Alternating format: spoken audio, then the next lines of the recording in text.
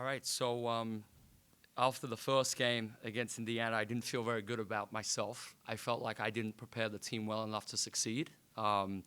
We had no solutions against the switching, and I just said to the team, I've never seen a team punish or pick apart a switching defense better than that my whole career. Like the level of detail and execution was just incredible on both ends, I'd say.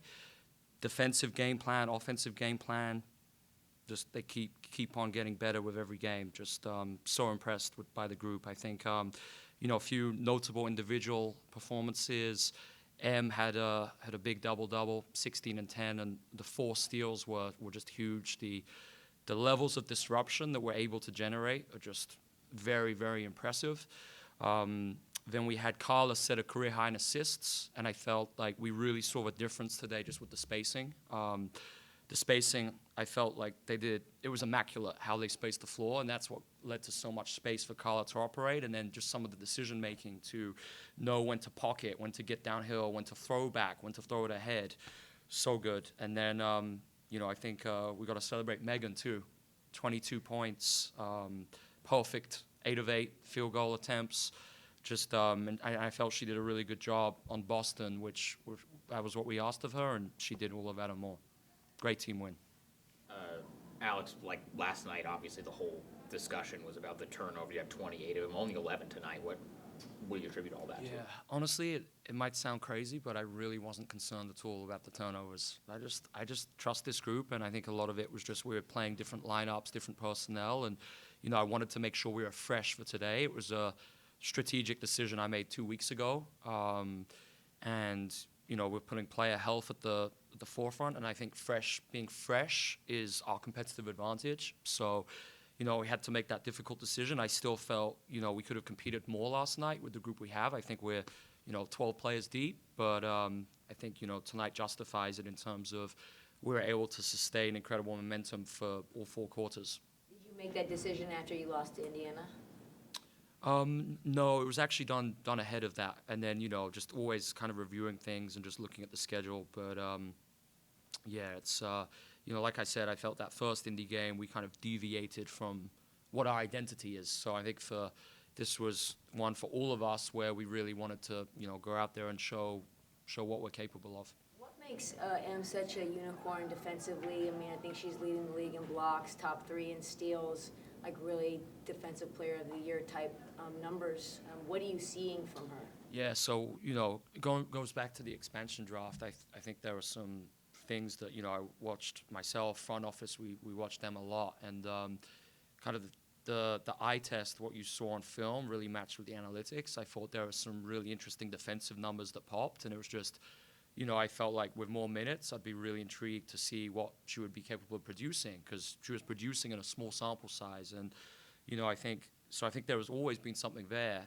And then, playing more minutes obviously unpacks that. But then also I think it's the defensive schemes, which are really important. And it's basically giving Em freedom to make plays. And, I didn't want to come into this with a very black and white defensive system. I wanted to operate in the gray a little bit, and I think M is a primary example of that. When you operate in the gray and it's, you have principles, but it's not like very hard, rigid things. There's some freedom to go make plays, and that's why I think we're doing such a good job forcing so many turnovers this year. I mean, 17 again tonight? I think we're still first in the league. That's incredible.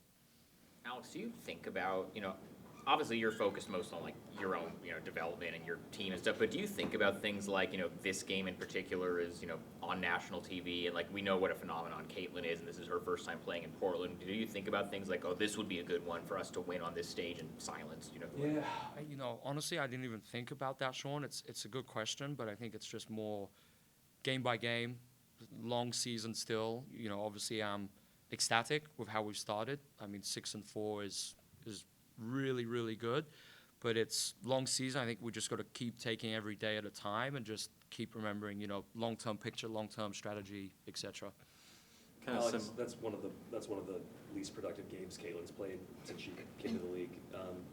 What was the strategy in terms of that? And like you talked about all the disruption. I mean, how much of that do you think was your defense? Yeah, so I mean that was a key part of the game plan, and I'd love Bill to I wish I could, reveal more, but just, you guys saw what we were doing offensively, defensively to really neutralize Caitlin. So, I think our coaching staff, credit to all of them, like Brittany Donaldson, Danielle Boyago, Sylvia Fowles, and then Sefu Berner, like just incredible job with the game planning, so collaborative in nature. And I think it was Brittany's scout today, but it was a team effort just to, come up with some out-of-the-box ideas to, slow down one of the best offensive threats there is in the game. A week ago, after the third Liberty game, Carla said that the loss to Indiana was kind of a kickstart for you guys. It started a 3-game winning streak. It was kind of a little bit of a wake-up call for you guys. I guess just emotionally, how good does it feel to be able to come back here and show that this is kind of the real team? Yeah, no, it was great. And we had a really productive film session the day after Indiana when we were in Toronto. I just said to the group, that wasn't us. The performance level isn't what we expected the group. We can do more. And, the players, everyone agreed. So I think that was a really good, that gave us some good, fuel for the fire to go on that 3-game win streak. And then we felt a little bit yesterday too, obviously a back-to-back. I felt like yesterday we looked like a team exhausted coming off that road trip, but watching it back, the 3 quarters were good.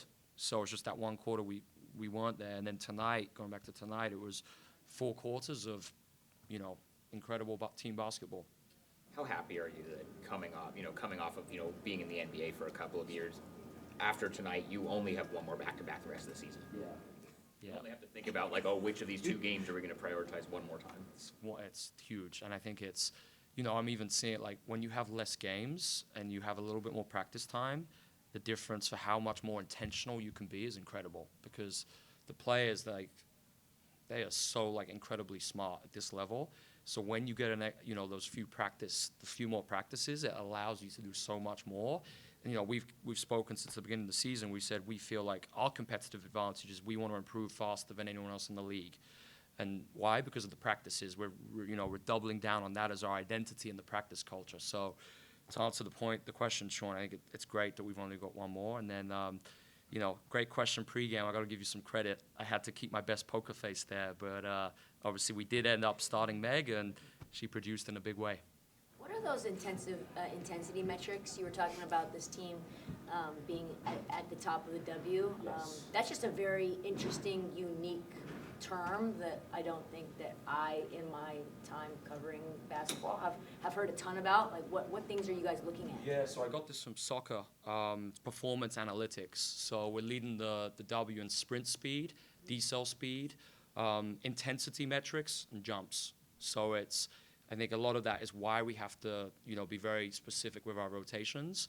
But the fact that, and it's literally the level, it's incredible, like the drop-off between us and the second team, it's insane with the numbers. And it's not just that, but the 4th quarter numbers. So typically what you see is, all those performance metrics, you see obviously a gradual decline throughout the game. And what we've found is just through the great job our performance team are doing, when we get to that 4th quarter, there's much less of a decline than what the average trend would be in the league. So, we're going to keep doubling down on what we're doing in the performance analytics space, and I think it's really helping us. Thank you. We talked a little bit about Megan's production this year, and she's just had a really good stretch this past week. What specifically has really stood out to you about her performance? So I think it's very hard for teams to switch when Megan's in the game. The passes she's able to create, to catch in the roll, whether it's a short roll or a long roll that we're emphasizing, it's incredible. And then just, we've really gotten this idea of it's 2 quick passes beats the coverage. So if you're able to get off the ball quickly and then you make the next one in 0 seconds, it's a guaranteed 4-on-3. And because Meg does such a good job sealing off, getting a good low angle on the pick, it's creating 4-on-3s for us, and that allows us to just play with advantages. So it's that, and then defensively, huge improvement. I think this is the best defense she's played in the whole career. How much do you think having Big Sil in the coaching staff is helping with that? Oh, huge. You ask all our bigs, and I think that's a factor for why some players are going to want to come to Portland in the future. It's the mentoring, the teaching. There's no one better for that, than Sil. So we're seeing the early returns in that already. Thanks, Coach. Thanks, Alex. Thanks. Thank you, everyone.